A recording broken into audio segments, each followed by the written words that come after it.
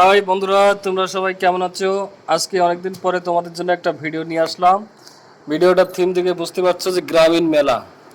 গ্রামীণ মেলা একটা সামাজিক এবং সাংস্কৃতিক আয়োজন। এটি সাধারণত উৎসবমুখর পরিবেশে অনুষ্ঠিত হয় বিভিন্ন উপলক্ষে, যেমন পয়লা বৈশাখ, নবান্ন, ঐতিহ্যবাহী লোক উৎসবকে কেন্দ্র করে আয়োজন করা হয়।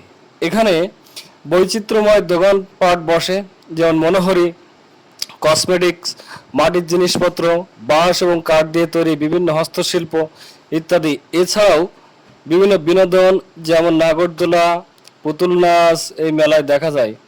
বিভিন্ন প্রকার খাবারের দোকানও বসে, যেমন মিষ্টান্ন, পাঁপড় ভাজা, বাদাম ভাজা ইত্যাদি।